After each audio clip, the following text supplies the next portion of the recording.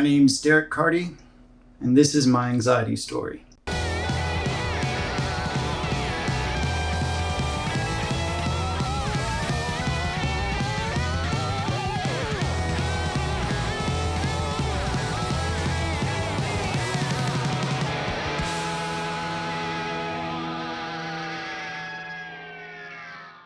Before I get into this, I just want to disclose that I am in no way a medical professional. Everything I'm about to say is purely anecdotal, based on personal experience. I wanted to make this video because anxiety is and always has been a big part of my life.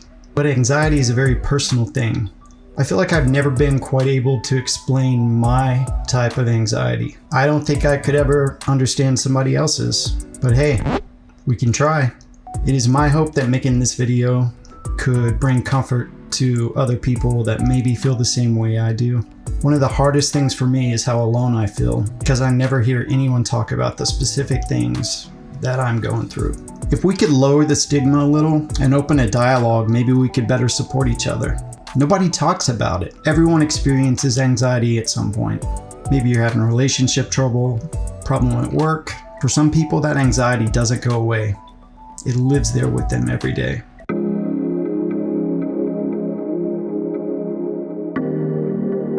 There is a direct correlation between anxiety and depression. That's why doctors often treat anxiety disorders with antidepressants. So at any given moment, there are millions of chemical reactions occurring in your brain. An imbalance of these chemicals can have a wide range of effects on your psyche. Your genes control your body's chemicals, and they in turn control your mood, sleep schedule, blood pressure, anxiety, your entire sense of reality. A person whose body makes too much of a neurotransmitter like serotonin could become manic or depressed, which can lead to anxiety. I believe in the chemical imbalance hypothesis because it's consistent with my experience.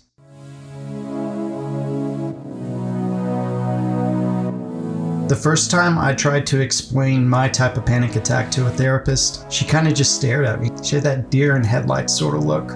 Well, that sounds terrifying. Yeah, it is. The room starts to slip away. Everything begins to look and feel like a movie I'm watching from outside my body, but like a low-budget movie. You know the way soap operas and Hallmark movies are shot at high frame rates? Overlit, no natural light, super sharp, not at all cinematic. My voice sounds like it's miles away. Kind of sounds like when you hear your voice on a recording. Is that how my voice sounds? Everything starts to feel two-dimensional, if that makes sense. Heart palpitations. It's paralyzing. I've always been worried it would happen while I was driving or carrying something heavy down the stairs. Sorry, Mom, now you're worried too. And now I'm worried that you're worried. When I start to think about a panic attack, that's when it's most likely to happen. At that point, I know I'm going to be arguing with myself for at least a couple of minutes, trying to talk myself out of doing it. Fighting for control, because my brain hates me. Sometimes life feels like a series of distractions that I'm fabricating to keep myself distracted enough to not have one of these panic attacks.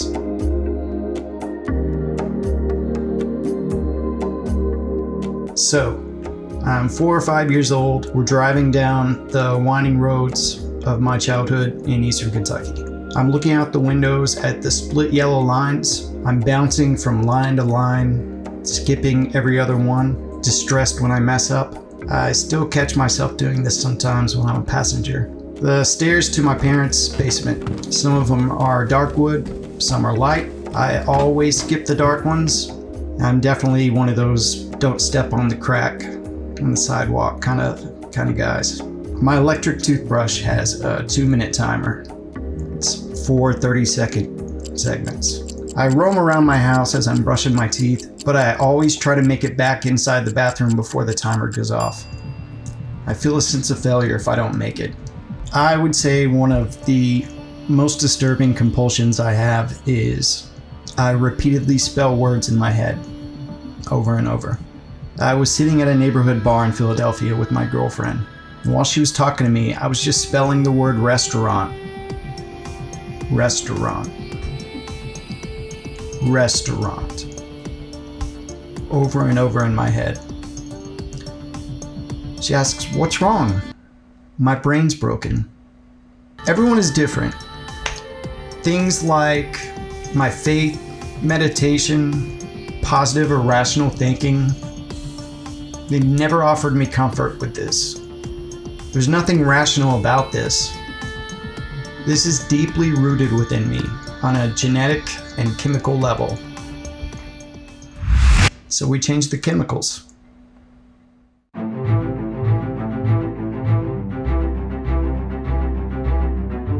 I tried 5 or 6 antidepressants before one worked. There's lots of different types, different doses, different times to dose, side effects, tons of variables. I'm glad I didn't give up because eventually we found one that worked for me. If any of these symptoms or feelings resonate with you and medication didn't work, I would urge you to consider trying another one. We still know so little about depression and anxiety, and again, everyone is unique. You might not want to, but talking about it can help. It can also hurt. I'm a nervous wreck right now. Still, talking about it can help. There are services online where you can text. There are hotlines. A lot of options out there. Exercise, the satisfaction of a job well done, taking pride in your work, the act of creating art, expressing yourself, guilty pleasures. Maybe you shouldn't feel guilty for something you enjoy just because it doesn't fit into society's norms. Life is hard enough. What gets you through the day?